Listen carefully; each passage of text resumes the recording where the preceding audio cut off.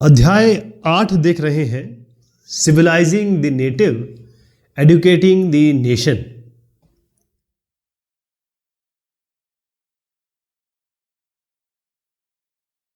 यहां पर आए नए रूटीन्स और नए रूल्स। इसका मतलब यह है कि जब education policy, European education policy, ये ब्रिटिश सरकार ने लागू करने की सोची, लागू की, तो क्या क्या चीज़ हुई आपको मैंने बताया था कि जो पाठशालाएं हैं, और एडम्स ने बताया था, विलियम एडम्स ने, कि तकरीबन 20 लाख बच्चे इन पाठशालाओं में पढ़ते हैं और उनका बड़ा फ्लेक्सिबल सिस्टम है। तो हुआ ये कि मिड 19th सेंचुरी, कहने का मतलब 1850 तकरीबन की बात मैं कर रहा हूँ, हुआ ये कि कंपनी बड़ी चिंतित थी हायर एजुकेशन के लिए, मतलब एलिमेंट्री के लिए नहीं, जो हायर एजुकेशन है ना, 12वीं के बाद जो परीक्षा होती है, उसके लिए बड़ी चिंतित थी। और हुआ ये कि जो लोकल पाठशालाएं चल रही थी उसके लिए उसने ज़्यादा इंटरफेरेंस किया नहीं, ज़्यादा मतलब कैसे टांग नहीं अड़ाई, और जो चलता था वो चलने दिया गया।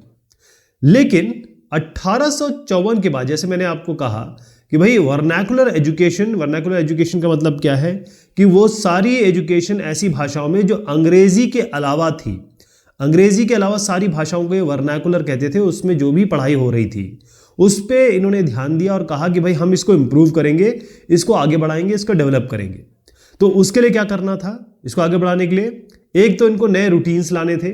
नए रूटीन्स यानी अब ये टाइम टेबल, कैसे पढ़ाई होगी, किस तरह का पढ़ाई होगी, क्या शेड्यूल अपनाया जाएगा, समय सारणी क्या होगी, जैसे जो अलग अलग उन्होंने रूल्स बनाए थे वो लगाने हैं कि भाई कितनी फीस लगेगी, कब आएंगे, कब जाएंगे, कब छुट्टी होगी।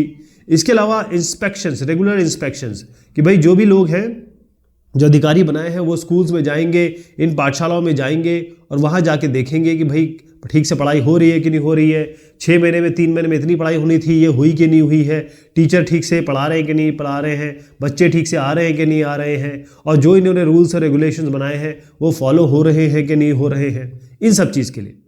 तो इन्होंने क्या किया कि सरकारी पंडित मतलब जो पंडे हैं, पुजारी हैं, गवर्नमेंट पंडित्स, इनको इन्होंने रिक्रूट किया। क्योंकि अब ये है कि अगर आप हिंदुस्तानी जनता को पढ़ाना चाहोगे तो आपको तो ऐसे लोग चाहिए जो उनको उस चीज़ में पढ़ा सकें जो वर्नाकुलर एजुकेशन कह रहे हैं, चाहे संस्कृत हो चाहे हिंदी हो। अब इन्होंने क्या किया कि जैसे एक पंडित है, एक पंडित साहब को इन्होंने 4 से तकरीबन 5 स्कूलों का काम दे दिया कि भाई अब आपका ये काम है। क्या क्या काम है, अब इन पंडित के काम दिखेगा एक एक करके। पहली चीज़ तो ये है कि सबसे पहले आपको पाठशाला में जाना है, विजिट पाठशाला में जाना है, जाके देखना है, और वहाँ पर जाके जो स्टैंडर्ड ऑफ टीचिंग है, जो तरीका है पढ़ाई का, उसको इम्प्रूव करना है, इसको बढ़ाना है। इसके अलावा जैसे मैंने कहा, इंस्पेक्शन पे ध्यान दिया, तो इनको एक सिस्टमेटिक पीरियोडिक रिपोर्ट, यानी हर महीने की, हर 3 महीने की, हर 6 महीने की रिपोर्ट देनी है कि इतनी पढ़ाई हो गई है, ये हुआ वो हुआ, सारी रिपोर्ट, सारे जो मतलब दस्तावेज है वो जमा करने हैं। और ये देखना है इन्हीं पंडित्स को कि क्लास बाकायदा रेगुलर टाइम टेबल के हिसाब से चल रही है, ऐसा तो नहीं कि भाई फ्लेक्सिबल सिस्टम चल रहा है। और सारी चीज़ जो है वो अगेन दोबारा टीटी लिखता हूँ क्योंकि टेक्स्ट बुक की बात हो रही है। इन्होंने बाकायदा टेक्स्ट बुक जो है वो पब्लिश कर दी थी। उस टेक्स्ट बुक किताबों को यूज़ किया जा रहा है कि नहीं, और उससे पढ़ाया जा रहा है कि नहीं आ रहा है। और फाइनली जो सबसे इंपॉर्टेंट चीज़ आती है वो है एग्ज़ाम, मतलब रेगुलर एग्जामिनेशन हो रहा है कि नहीं हो रहा है, एनुअल एग्जामिनेशन हो रहा है कि नहीं हो रहा है, पूरे साल भर का एग्जामिनेशन हो रहा है कि नहीं हो रहा है। इसके अलावा और भी चीज़, स्टूडेंट से क्या एक्सपीरियंस किया जाता था या फिर स्टूडेंट से क्या मांगा जाता था। तो स्टूडेंट्स ये तो है कि पहली चीज़ तो ये रेगुलर फीस देंगे। पहले क्या होता था फ्लेक्सिबल सिस्टम में कि भाई जो अमीर है उससे थोड़ा सा ज़्यादा ले लिया और जो गरीब है उसको छोड़ भी दिया, कभी कम ले लिया। और ये देखा गया कि स्टूडेंट रेगुलर क्लास अटेंड करें, कि भाई छुट्टी ना मारे, हाँ? और जो भी इन्होंने रूल्स रेगुलेशन बनाए थे वो सब ये फॉलो करें, यानी कि डिसिप्लिन में रहे। सबसे बड़ी चीज़ है कि ये अनुशासन में रहे। अब जो पाठशालाएं, ये जो मैंने आपको पाठशाला PS लिखता हूं इसके लिए, जिन पाठशालाओं ने ये जो रेगुलर, ये सारे जो आपके रूल्स रेगुलेशन या फिर सरकारी तंत्र की चीज़ों को अपना लिया, यानी कि न्यू रूल्स को अपना लिया या उसको अबाइड किया या उसको या मानने लगे, उनको तो जो ब्रिटिश गवर्नमेंट है वो पैसा देने लगी, वो ग्रांट देने लगी। ठीक है, हम इतना पैसा देंगे, आप हमारे हिसाब से पढ़ाओ। ओके, अब हुआ क्या, कई ऐसे गुरुज थे जो बेचारे अपने वो नहीं चाहते थे कि भाई हम ये इस तरीके का ब्रिटिश गवर्नमेंट का जो तरीका है वो अपनाएं, हम वही तरीका अपनाते चले जिसमें हम खुश थे या जो ज़माने से चला आ रहा था। लेकिन चक्कर ये हुआ कि ये इनके सामने खड़े नहीं हो पाए, ऐसे इस पाठशालाओं के सामने खड़े नहीं हो पाए जो नए रूल को जिन्होंने अनुशासित ढंग से आत्मसात कर लिया, या कहें कि वो ग्रांट उनको मिलने लगी। तो ये जिनको ग्रांट नहीं मिल रही है वो इनके सामने कहाँ खड़े हो पाएंगे, राइट। अब एक तो चीज़ ये हुई, एक और चीज़ हुई, होता ये था कि जैसे मैंने आपको बताया था कि फ्लेक्सिबल सिस्टम था। तो ये होता था कि जैसे भाई ये एक स्टूडेंट है, ये गरीब स्टूडेंट है। अब ये गरीब स्टूडेंट भी जा सकता था स्कूल में, क्यों?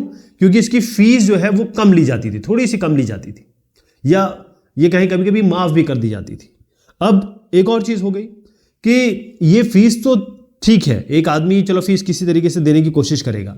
इसके अलावा एक और भी चीज़ आ जाती है, वो चीज़ आ जाती है कि जब वो कटाई का समय, हार्वेस्ट सीजन आता है, तो इन बच्चों को जाना पड़ता है अपने माँ बाप का हाथ बटाने। बस अगर ये गए तो स्कूल नहीं आएंगे, स्कूल नहीं आएंगे तो यहाँ पर डिसिप्लिन का चक्कर हो जाएगा। और इसमें क्लियर ये चीज़ कही गई थी कि अटेंड रेगुलर क्लासेस को मतलब कक्षा में आना ही आना है। बस यहाँ पर हो गई गड़बड़। तो ये जो चीज़ है, जो गरीब लोग आ रहे थे, या ये कहेंगे जो पुअर स्टूडेंट या पुअर फैमिली के, गरीब फैमिली के जो बच्चे आ रहे थे, उनके लिए दिक्कत आ गई, क्योंकि फ्लेक्सिबिलिटी तो खत्म हो गई, लचीलापन खत्म हो गया, क्योंकि रेगुलर अटेंडेंस चाहिए थी। और जो रेगुलर अटेंडेंस चाहिए थी वो समय मांग रहे थे जिस समय हार्वेस्ट टाइम है, जिस समय फसलों की कटाई हो रही है। बस वहीं पर इन्होंने मान लिया कि जो बच्चे, जो लड़कियां नहीं आ रहे हैं, ये इनडिसिप्लिन है, यानी अनुशासन इनमें नहीं है। और सबसे बड़ी बात है कि ये पढ़ना ही नहीं चाहते, ये lack of desire to learn, ये पढ़ना ही नहीं चाहते, ये मान लिया गया इसमें।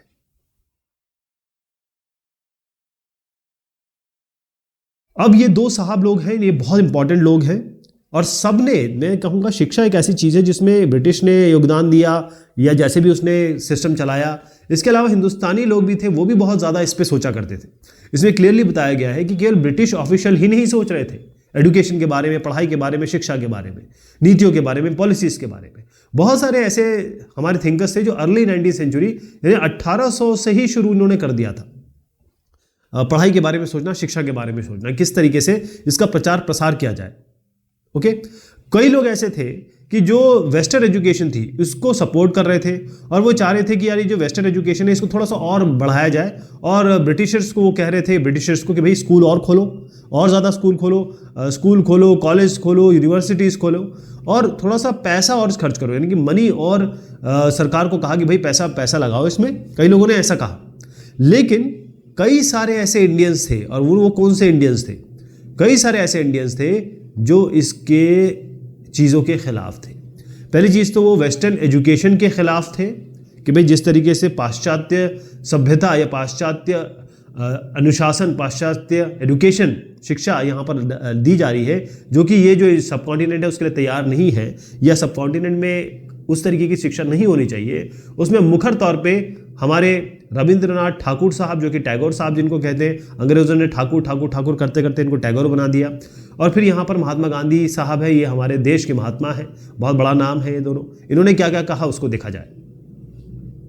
देखिए, सबसे पहले एजुकेशन हैज एनस्लेव्ड अस। अब गांधी जी का कहना था, महात्मा गांधी जी का कहना था कि जो कॉलोनियल एजुकेशन है, यानी कि जो वेस्टर्न एजुकेशन है, जो हमको अंग्रेजी सरकार दे रही है, उसने क्या किया है, जो हिंदुस्तानी है उनके दिमाग में एक इंफीरियरिटी कॉम्प्लेक्स डाल दिया है, सेंस ऑफ इंफीरियरिटी। इसका मतलब ये अपने को अंग्रेजों से कमतर आंकने लगे हैं, मानने लगे हैं। और सबसे बड़ी बात है कि एक हिंदुस्तान है, उसमें जो राष्ट्रवाद है, हिंदुस्तानियत है, या ये कहें कि अपने कल्चर के लिए जो प्रेम होना चाहिए, उसके लिए प्राइड होना चाहिए, उसके लिए इज्जत होनी चाहिए, उसके लिए एक कहें दम्भ होना चाहिए, वो सब नहीं रहा। वो एकदम से गुलाम हो गए। तो बेसिकली क्या है कि जो कल्चर, ये जो वेस्टर्न एजुकेशन जो कल्चर बांट रहा है, जो एजुकेशन बांट रहा है, बेसिकली ये एजुकेशन को पॉइजन कर रहा है। यहाँ पर क्लियरली बताया गया है कि ये जो पाश्चात्य शिक्षा है, ये एक तरीके से जहर का काम कर रहा है हिंदुस्तानियों के दिमाग में, ऐसा महात्मा गांधी जी का कहना था। उन्होंने ये कहा कि ये इस एजुकेशन को पढ़ के ये सब गुलाम हो गए हैं। गुलाम किस तरीके से हुए कि वेस्ट से जो भी सामान आता है, वेस्ट से जो भी चीज़ आती है, गोरी स्किन आती है या फिर गोरा सामान आता है, जो भी सामान आता है, कपड़े आते हैं, लत्ते आते हैं, उन सब के लिए ये सब, क्योंकि अपने आप को हीन भावना से ग्रसित कर लिया था इन लोगों ने एजुकेशन के कारण, तो जो भी चीज़ पाश्चात्य से आती थी, बाहर से आती थी, इसको एडमायर करते थे। वो कहते थे वो तो छोड़िए सामान, वो ये कहते थे कि जो ब्रिटिश रूल है यही भी बहुत बढ़िया है, ब्रिटिश रूल तो चलना ही चलना चाहिए, है ना। वो अपने रूल अपने लोगों को बुरा समझने लगे थे, राइट। तो मेन चीज़ ये है कि गांधी जी ये चाहते थे कि ऐसी एजुकेशन होनी चाहिए जिससे जो हिंदुस्तानी है उसमें हिंदुस्तानियत रहे, एक डिग्निटी रहे, एक सेल्फ रिस्पेक्ट रहे, आत्मसम्मान रहे, यानी कि उनमें वो चीज़ रहनी चाहिए जो जिसमें वो हिंदुस्तानी होने पे गर्व कर सके। तो उन्होंने ये कहा, लोग जो भी बच्चे थे उनको कहा कि भाई ऐसा है, ये जो आपने फॉरेन एजुकेशन या वेस्टर्न एजुकेशन वाले स्कूल में जा रखे हैं आप, उसको आप छोड़िए, बिल्कुल इसको छोड़िए, क्योंकि आप उनको दिखाना चाहेंगे लोगों को। ये उन्होंने बताया कि भाई उस स्कूल को छोड़ के आप दर्शाओ ब्रिटिश लोगों को कि हम इनके कोई गुलाम नहीं है, we can not be enslaved more, हम बहुत दिनों तक एक तरीके से क्या कहेंगे वो रह चुके हैं, इनके गुलाम रह चुके हैं, अब हम गुलामियत हम बर्दाश्त नहीं करेंगे। और दूसरी चीज़ ये था कि भाई जो एजुकेशन है वो किस लैंग्वेज में देनी चाहिए। उन्होंने कहा कि भाई इंडियन लैंग्वेजेस में क्या खराबी है, हिंदुस्तानी लैंग्वेजेस इतनी अच्छी है, ये मीडियम होनी चाहिए पढ़ाई की, अंग्रेजी नहीं होनी चाहिए, क्योंकि अंग्रेजी ने एकदम क्रिपल कर दिया है इंडियंस को, यानी कि पंगु बना दिया है। और सबसे बड़ी बात यह है कि अंग्रेजी एक भाषा ही तो है ना। बेसिकली ये लोग अपने ही देश में एक स्ट्रेंजर यानी एक बाहर का आदमी, एलियन की तरह दिखने लगे हैं, यानी strangers in their own land, अपनी ही जमीन पे ये हिंदुस्तानी लोग अंग्रेजी पढ़ के विदेशी दिखने लगे। ओके, एक चीज़ और इन्होंने जोड़ी कि जो वेस्टर्न एजुकेशन है, वेस्टर्न एजुकेशन क्या करता है, वेस्टर्न एजुकेशन का काम है कि भाई आपको पढ़ना आना चाहिए, रीडिंग और राइटिंग, बस इसी में लगे रहते हैं। वो ये है कि जो ओरल नॉलेज है जो पहले पाठशालाओं में दी जाती थी, लोग पढ़ पढ़ के याद करते थे, बेसिकली बुक्स नहीं होती थी पहले, और यहाँ पर रीडिंग राइटिंग किससे होती थी, टेक्स्ट बुक से होती थी। तो यहाँ पर ओरल एजुकेशन और जो पहले की तरह लाइव एक्सपीरियंस होता था कि भाई कोई भी काम, कोई भी चीज़ अगर सिखाई जाए तो उसका एक्सपीरियंस करा जाए, उसका किसी तरीके से अनुभव हो। और दूसरा ये है कि प्रैक्टिकल नॉलेज, यानी नॉलेज मिले लेकिन उसको प्रैक्टिकल करके, उसको वस्तुतः करके, काम करके तब सीखा जाए। तो माइंड और सोल दोनों ही डेवलप होने चाहिए, दिमाग और दिल दोनों होना चाहिए। लिटरेसी का केवल ये मतलब ये नहीं है कि आप पढ़ना लिखना जानते हैं, reading writing is not literacy. आप ये कह सकते हैं कि पढ़े लिखे हो, लेकिन अगर आप पढ़े लिखे हो और आप एडुकेटेड हो, ये थोड़ा अंतर ये मानते थे, क्योंकि एजुकेशन का मतलब ये होता है कि लोग जितने भी ये बच्चे हैं, लोग हैं, ये क्राफ्ट जाने, यानी कुछ सीखे, इनके पास कोई हुनर आए, ये स्किल हो इनमें, ये प्रैक्टिकली काम करें, ये अपने हाथों से काम करें। कि अगर पढ़ लिख के बाबू या फिर वो बन जाए कि मैं लिख सकता हूँ, पढ़ सकता हूँ, वो भी खास तौर पे केवल इंग्लिश, ये इसके पक्ष में तो थे नहीं, राइट। यहाँ पर एक बड़ा अच्छा चित्र दिया हुआ है, यहाँ पर दोनों साहब, दो बहुत बड़े बड़े लोग साथ बैठे हुए हैं। यहाँ पर आप देखेंगे महात्मा गांधी जी हैं, साथ में यहाँ पर ये जो देख रही हैं महिला आप देख रहे हैं वो कस्तूरबा गांधी जी हैं, और ये रविंद्रनाथ ठाकुर साहब के का जो शांति निकेतन है वहाँ का चित्र है। ये सब उन लड़कियाँ हैं जो शांति निकेतन में पढ़ती थी, और ये बड़े साहब हैं जो नोबल लॉरिएट भी हैं, नोबल मिला है उनको, और ये है रविंद्रनाथ ठाकुर साहब। अब आज बात आती है टैगोर साहब की। टैगोर साहब का क्या विचार था, पहले मैं आपको ज़रा चित्र से क्लियर कर दूं कि हम बात क्या करने वाले हैं। देखिए यहाँ पर देखेंगे कोलकाता, ये जो आप देख रहे हैं मार्कर, इस जगह पे शांति निकेतन है। वो कहाँ पर है मैं बताऊंगा आपको। ये जो शांति निकेतन है कुछ इस तरीके से दिखता था, बहुत बढ़िया इन्होंने गांव में एक बहुत अच्छा इलाका चूज करके वहाँ पर, यहाँ पर आप रविंद्रनाथ ठाकुर साहब को देख रहे हैं, और ये शांति निकेतन कहलाता था। और आज भी इसका नाम इसीलिए फेमस है, आजकल तो बहुत अच्छा संग्रहालय बन गया है, लोग इसके टूर पे जाते हैं इसको देखने के लिए। 1930 की बात है, और आप देखेंगे यहाँ पर पेड़ पौधे, पक्षी चहचहा रहे हैं, और बिल्कुल कुदरत की छांव में पढ़ाई हो रही है। तो कितनी अच्छी पढ़ाई होगी सोचिए। तो मैं आपको बता रहा था शांति निकेतन, ये जो है ये बोलपुर सिटी है, एक बोलपुर सब डिवीजन है, ये बीरभूमि डिस्ट्रिक्ट है, बीरभूमि जिला वेस्ट बंगाल का है। वहाँ पर बोलपुर सिटी है, बोलपुर सब डिवीजन, बोलपुर के नाम से आप जानेंगे, वहाँ पर शांति निकेतन है। तो यहाँ पर ये दिया है तकरीबन 152 किलोमीटर है कलकत्ता से। तो कई जगह मैंने 200 देखा और 150 देखा, लेकिन किताब की भाषा ज़्यादा बेहतर रहेगी, तो यहाँ जितना किलोमीटर दिया होगा उसके हिसाब से हम चलेंगे। तो बहुत सारे लोग, आप और मैं जैसे, हम जानते हैं कि शांति निकेतन एक बहुत बड़ी जगह है, बहुत बड़ी चीज़ वहाँ से डेवलप हुई है।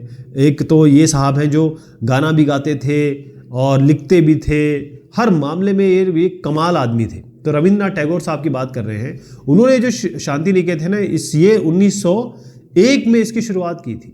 जब ये छोटे साहब थे, बहुत छोटे बच्चे थे, तो ये टैगोर साहब ना स्कूल जाना बिल्कुल पसंद नहीं करते थे। ही हेटेड गोइंग टू स्कूल। इनको ऐसा लगता था कि इनका जो दम है वो घुट रहा है, और ऐसा बड़ा दमनकारी लगता था कि टीचर बेंत लेके खड़े हुए हैं, ये नहीं करो तो पिटाई, वो नहीं करो तो पिटाई। तो इसका मतलब ये है कि इनको एक जेल की तरह लगता था, ये यानी प्रिजन की तरह लगता था। वो जो चाहते थे वो तो कर ही नहीं पाते थे, बल्कि वो करते थे जो दूसरे उनसे कराया जा रहा है। दिमाग इनका हमेशा क्लास के बाहर रहता था, और इसीलिए तो इतने बड़े आदमी बन गए। हमेशा ध्यान रखिए कि जो फ्रंट बेंचर होते हैं और लास्ट बेंचर होते हैं, जब हम बड़े हो जाते हैं तब देखते हैं फ्रंट बेंचर कि ये लास्ट बेंचर थे, तो कुछ बोल भी नहीं पाते थे, कर भी नहीं पाते थे, आज ये इतने सक्सेसफुल हो गए। तो उसी तरीके से ये हमेशा चाहते थे कि भाई स्कूल एक ऐसी जगह हो जहाँ पर ये खुश हो सके, हैप्पी रहे, खुश रहे, बच्चा हैप्पी रहे। यानी एक बच्चे को आप फ्रीनेस दें, फ्रीडम दें और क्रिएटिव बनाएं। क्रिएटिव का मतलब ये है कि वो अपना काम, जैसे मान लीजिए हर आदमी में कोई अच्छी पेंटिंग कर सकता है, कोई गाना गा सकता है, सबको एक क्रिएटिव बनने का पूरा मौका दिया जाए। डंडे के दमनकारी व्यवस्था नहीं अपनानी चाहिए। इसका हर एक बच्चे के कुछ थॉट्स होते हैं, कोई सोच होती है, कोई डिजायर्स होती है, इसको आगे बढ़ाया जाए। ऐसा इन साहब का कहना था, हमारे बहुत बड़े आदमी रविन्द्रनाथ टैगोर साहब का। तो इन्होंने कहा कि भाई देखो, सेल्फ लर्निंग होनी चाहिए, और ये जो चीज़ है, ये जो डिसिप्लिन डाल रखा है, ये जो रिजिड बिल्कुल एकदम जैसे कंक्रीट का स्ट्रक्चर बना रखा है एजुकेशन को, ये नहीं होना चाहिए। और जो टीचर्स हैं, ये टीचर है, ये बच्चा है, तो टीचर का ये फर्ज बन जाता है कि वो बच्चे की जो क्यूरियोसिटी है, बच्चा कुछ भी पूछे उसको डांटो, हट चुप, ऐसे नहीं करना चाहिए। इनको बोलो, हाँ बेटा बताओ, अच्छा ये करना है आपको, अच्छा ऐसे करेंगे। इमेजिनेटिव बनाओ उसको, बच्चा जो करना चाहता है उसको आगे बढ़ाओ। टीचर की रिस्पॉन्सिबिलिटी होती है कि बच्चे की हर चीज़, चाहे वो, क्योंकि बच्चे देखिए बहुत छोटे होते हैं, मिट्टी की तरह होते हैं, जैसे आप उनको बना देंगे वैसे वो मोल्ड हो जाएंगे, वैसे वो अपना शेप ले लेंगे, आकार ले लेंगे। तो आज जो स्कूल है वो बेसिकली बच्चों की डिज़ायर को पूरा करने के लिए नहीं है, बच्चों पे अपनी डिज़ायर थोपने के लिए, ऐसा उनका मानना था। अब यहाँ पर दिया गया, जैसे मैंने आपको 152 किलोमीटर बताया, यहाँ पर बताया गया है कि कलकत्ता से तकरीबन 100 किलोमीटर दूर यहाँ बताया गया है। और मैंने जो इसकी रिसर्च कर रहा था तो मैंने देखा 152 किलोमीटर है। तो अभी आप देखिए आपको क्या इसमें रखना है। मैं तो किताब के हिसाब से ही चलूँगा, 100 किलोमीटर ही मान के चलते हैं। और 100 किलोमीटर की दूरी पर इन्होंने ये जो देखेंगे, ये जो शांति निकेतन है, ये सारा शांति निकेतन का चित्र है, और ये बड़े रूरल सेटिंग पे, यानी कि गाँव में इन्होंने बनाया था, राइट। और यहाँ पर क्या हार्मनी है नेचर के साथ, यानी आप प्रकृति के पास रह के पढ़ रहे हैं, और बच्चे यहाँ पर अपनी खुद की जो नॉलेज है, अंदर से जो चीज़ें आ रही हैं उसको डेवलप कर सकते हैं। लेकिन बात यह है कि जो टैगोर साहब है और गांधी साहब, ऐसा नहीं कि हर इसमें ये सब दोस्त थे, कई मामले में ये इनके विचार भिन्न भी थे। क्योंकि गांधी जी कहते थे कि जो वेस्टर्न सिविलाइजेशन है, यानी कि जो बाहर की सभ्यता है, इसको बिल्कुल नो कर दिया था उन्होंने, बिल्कुल नहीं, ना मशीन ना टेक्नोलॉजी, यानी ना तो कोई इंस्ट्रूमेंट की बात करते थे वो, और ना ही कोई टेक्नोलॉजी या कि प्रौद्योगिकी की बात करते थे। वो कहते ना, विदेश की सारी चीज़ें बेकार है, हमको अपना करना चाहिए। लेकिन टैगोर साहब कहते थे कि जो वेस्टर्न सिविलाइजेशन है उसकी अच्छी चीज़ें पकड़ लो, ले लो, और जो हिंदुस्तानी इंडियन सिविलाइजेशन है उसकी चीज़ें अच्छी चीज़ पकड़ लो, दोनों को मिला लो और बेस्ट चीज़ हम बनाएंगे, राइट। तो वो केवल ये नहीं होता था कि भाई केवल संस्कृत पढ़ा रहे हैं या फिर कोई पुरानी चीज़ें पढ़ा रहे हैं, वो संस्कृत और इन सब चीज़ों के साथ साथ वो साइंस और टेक्नोलॉजी की भी बात करते थे। वो कहते थे कि जो हमारा आर्ट है, म्यूज़िक है, डांस है, यानी हमारी जो कला है और जो नृत्य है, गायन है, उनके अलावा हम साइंस और टेक्नोलॉजी को भी रखेंगे, यानी हमको नई चीज़ों को भी अडैप्ट करना पड़ेगा अपने को उनके हिसाब से, और उनको लेना पड़ेगा। तो कई लोग ऐसे थे भाई जिन्होंने ब्रिटिश के साथ रहे, कई लोग उनके अगेंस्ट रहे कि भाई ये क्या कर रहे हो। बस कई लोगों ने कहा कि भाई आप पहले तो बहुत सारे लोगों को पढ़ाना शुरू करो, क्योंकि बहुत कम लोग पढ़ पा रहे हैं, और कई ऐसे ऑल्टरनेट सिस्टम बताया उन्होंने। और कई लोग ऐसे थे जो ये कह रहे थे कि भाई एजुकेशन कल्चर के हिसाब से होना चाहिए। कौन सा कल्चर होना चाहिए, पहले वाला अभी का, यानी कौन नेशनल है, कौन एंटी नेशनल है, क्या राष्ट्रवादी है, ये सब बातें चलती रही, डिस्कशन चलता रहा। लेकिन आज भी हम जानते हैं कि हिंदुस्तानी दिमाग जो होता है वो नासा में जाता है, वो विदेश में जाता है, जर्मन स्पेस एजेंसी में जाता है, और सबसे बड़ा नाम कमा के आता है। अगर आप देखें तो गूगल है ना, या फिर आप कहें कि माइक्रोसॉफ्ट, ये इनके जो भी मालिक हैं, और भी मैं नाम गिना दूंगा, इनके मालिक हिंदुस्तानी हैं, इनके मालिक इंडियन है, यानी कि CEO, मालिक तो नहीं कहूँगा, CEO, इनको हेड जो करने वाले हैं वो हिंदुस्तानी हैं। आप मुझे नाम बताएंगे अगर आपको पता होगा गूगल का कौन है, और यहाँ पर माइक्रोसॉफ्ट का कौन है। तो ये सब हिंदुस्तानी दिमाग बेस्ट है वर्ल्ड में, मैं आपको बता दूँ, जैसे आप लोगों का है।